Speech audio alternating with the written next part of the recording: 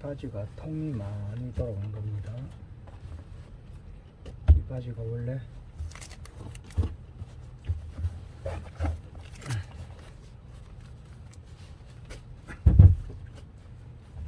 이런 식으로 되어 있어야 되는데 놓으면 자동으로 이렇게 이만큼 양쪽 다 이렇게 돌아갔어요. 이걸 이제 바로 맞춰야 되는데 양쪽을 다 뜯어서 이건 해야 될 겁니다. 일단 작업을 하기 전에 바지부터 다 뜯어야 되니까 뜯는 장면이나 이런 거 조금씩 걸리니까 뜯고 또 보여드릴게요.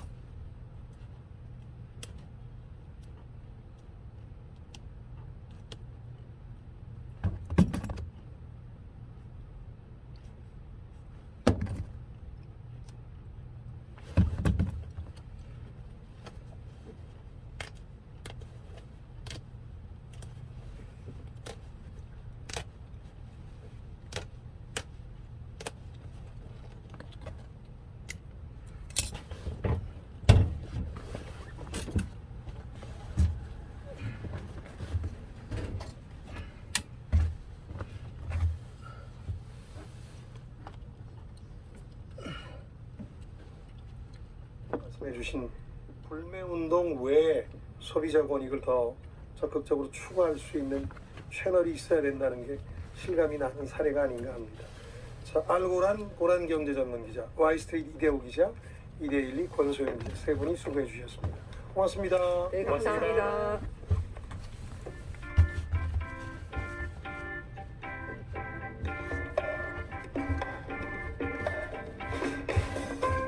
지금 여러분께서는 생활경제연구소 김방희 소장이 진행하는 성공예감 김방희입니다를 듣고 계십니다. 참여해주신 여러분께는 추첨을 통해 판촉물 전문그룹 기프코에서 텀블러 세트를, 아름다운 식탁 창조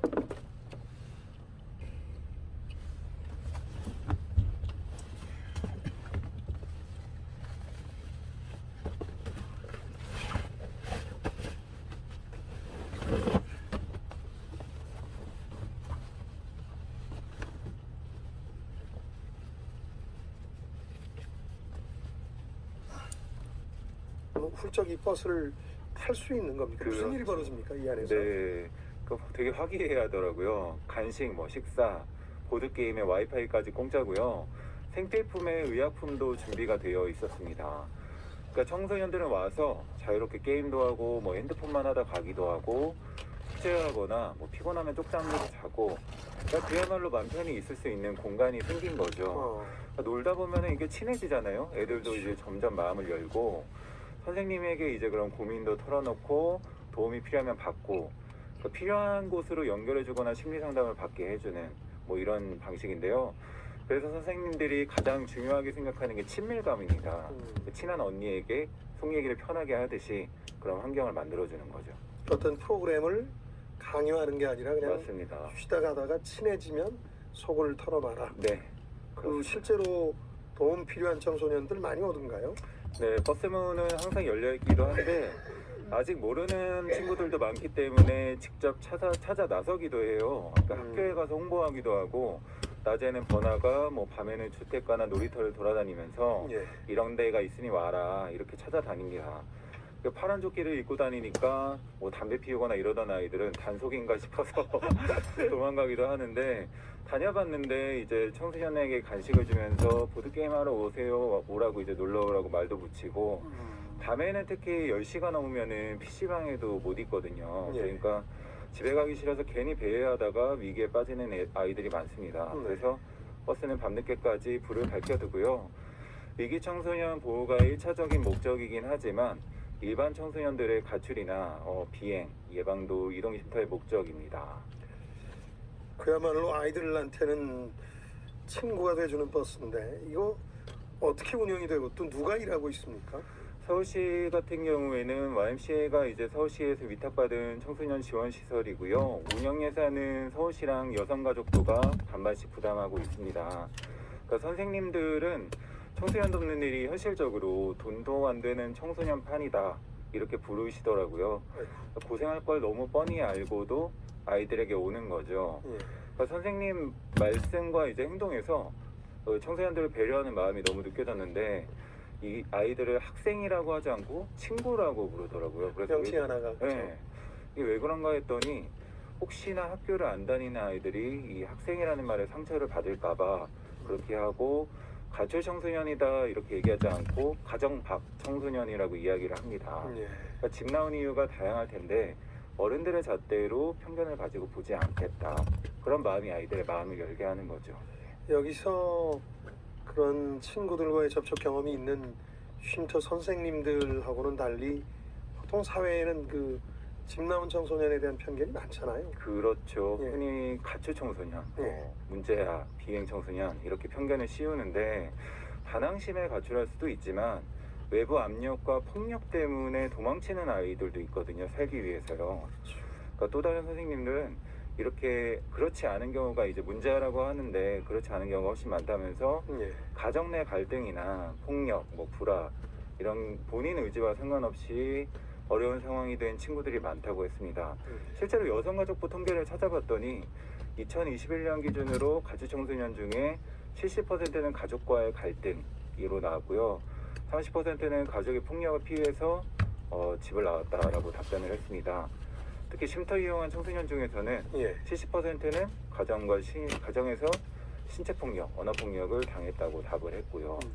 되게 당장 의식주를 해결해야 되는데 도움받을 곳도 할 수 있는 것도 마땅치 않아서 쉼터의 도움이 절실한 상황인 거지요. 그 청소년 쉼터 이런 버스 말고도 꽤 많습니까? 지역별로도 격차 좀 있죠. 그렇죠. 예. 이동 쉼터도 근데 서울, 경기, 의정부 등 일부에만 있고요. 예. 서울시 내에서도 거주가 가능한 쉼터는 총 17개지만 예. 이 중에는 이제 한 곳도 없는 자치구가 대다수입니다.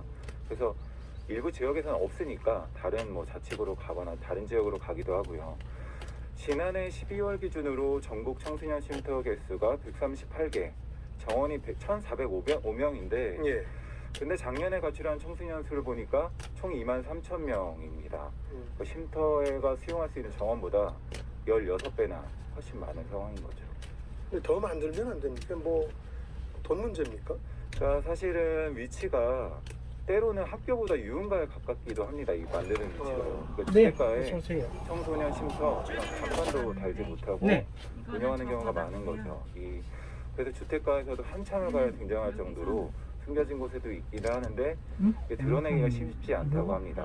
예를 들면 지역 주민들이 안 좋게 보고 방해하고 들어오면 좀 곤란해지기 때문에요. 좁게 해라고 그래서 서울시 같은 경우도 17곳 중에 13곳에 민간이 내려가라고요? 있는데 아. 이게 현실적으로 만- 많은 것들을 좀 고려하기가 만 쉽지 않은 상황이고요. 예. 특히 쉼터를 위한 전체 예산이 인건비 등을 따라가지 못하고 이건 매년 좀 일단 살려야 되지 부족하고 않을까요? 그러니까 또 전문 인력이 부족하고 이런 청소년 쉼터 살리고 현황이 안 이제 살리고는 국가나 지자체가 가정박 청소년을 중요한 이슈로 생각하지 않고 그러면 2만 돈이나 2천원입니다. 표가 되는 쟁점이 아니라는 걸 단적으로 보여주는 카드는 예. 스크루가 붙으니까 쉼터가 계좌이체하시면 돼요. 부족하니까 가정을 뛰쳐나온 아이들은 또 지금 해요? 사회 전체로도 좀 편하신 문제가 대로 되는 하세요. 거죠. 그렇죠. 저기 청소년 쉼터도 이제 찾지 못하면 네, 이따 남녀 그럼 가리지 않고 그럼 이제 성매매나 넣어드릴게요. 이런 범죄 네. 이 유혹에 거치게 되면 빠지게 연락 됩니다. 네네. 당장 돈을 벌어서 생계를 유지해야 되는데 아니면 성년자인 친구들이 이제 저녁에 그걸 6시 시간이 많이 올 수 있어요. 때문인데요. 저녁에 6시 올 근로기준법 수 있어요. 제66조에 따라서 18세 미만 청소년을 보통 고용할 얼마나 경우에는 아니 가족관계 편하게 올라면 내일 중에서도 그냥 아무 시간 또 오면 되고 아, 내일? 나는 이제 부모 손님 동의가 편하게 하게 있어야지 돼서 이제 자격은 제대로 어차피 일할 수 오늘은 있다 보니까 못해요. 돈을 내일, 벌어먹거나 내일 올게요. 그럼 내일. 받지 않는 네. 대신에 최저시급도 안 되는 시급을 받으면서 열악하게 일할 수 있는 그렇게 되는 겁니다. 그 여우별 버스의 경우는 워낙 성공적인 사례니까 남 기자께서 거기서 체험 자체도 따뜻했겠지만 네. 실제는 훨씬 더 차가운 환경에 놓인 청소년들이 많을 테니까 맞습니다. 직접 얘기들도 해보셨을 테니까 아이들하고 네. 우리 사회가 좀 고민해야 할 지점은 뭐라고 생각하셨어요? 그러니까 사실 버스에 찾아오는 친구들을 보면서 예. 화장도 하고 복장이 어른스러워 보이는 아이들도 있었어요. 예, 약간 노는 애인가 이렇게 생각할 수 있잖아요. 예.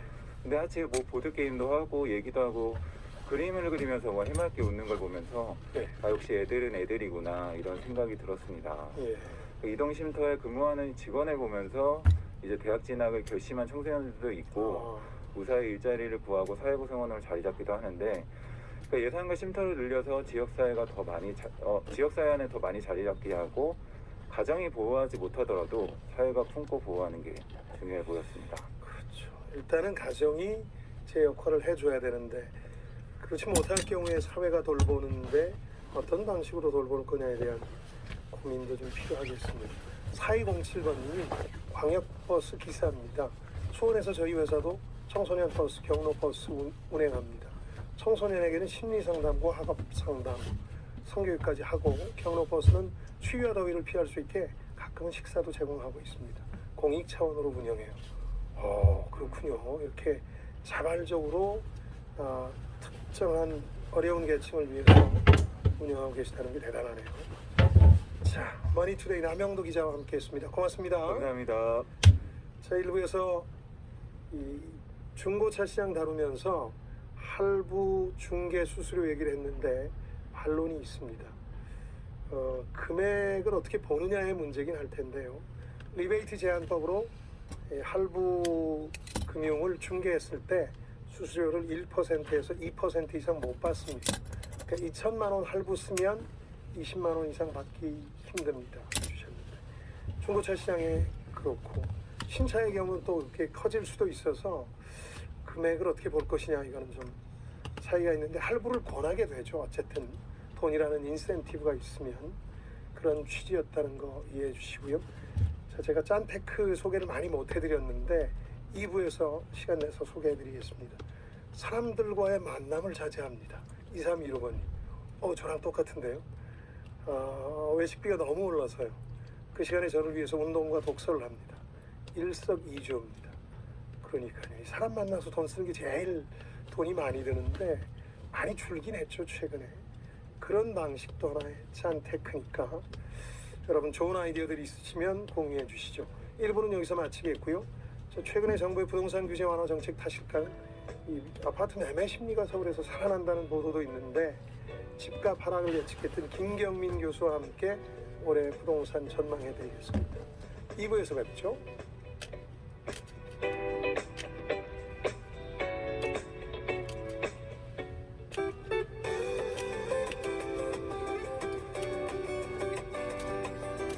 KBS 장애인식 개선 캠페인. 청각장애인 생애지원센터에서 제작한 청각장애 관련 서적 내귀는 반짝반짝을 집필한 저자 대표 이혜진입니다. 내귀는 반짝반짝은 청각장애 아동의 이야기를 다룬 장애인식 개선 동화책입니다. 청각장애인이 인공화호를 착용했을 때 소리가 들릴 때마다 초록색 불빛이 깜빡거리는데 이 불빛이 청각장애인이 세상과 연결되는 스위치라고 생각해서 내귀는 반짝반짝이란 제목을 지었습니다. 청각장애인은 듣는 방법이 다른 우리의 이웃입니다. 다름을 이상하거나 틀린 것으로 여기지 않고 서로의 차이를 인식하고 공감하며 존중하는 우리 사회가 되길 바랍니다. 장애 인식 개선 캠페인. KBS 라디오와 함께합니다.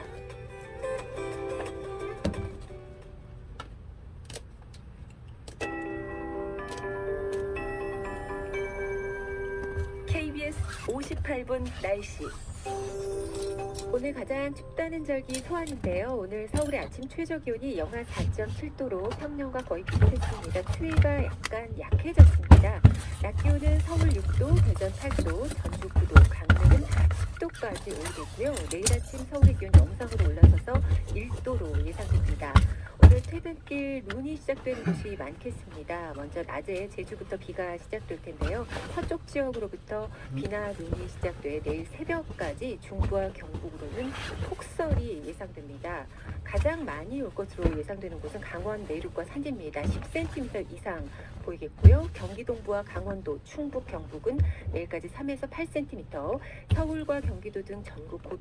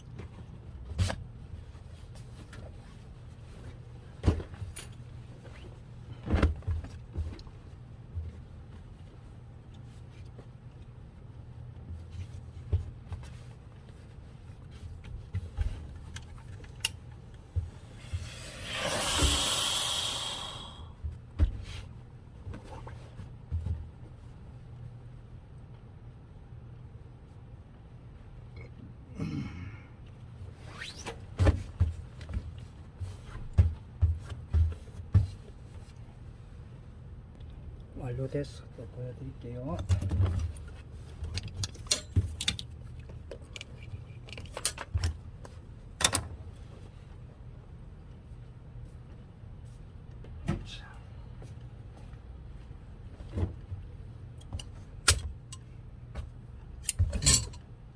응?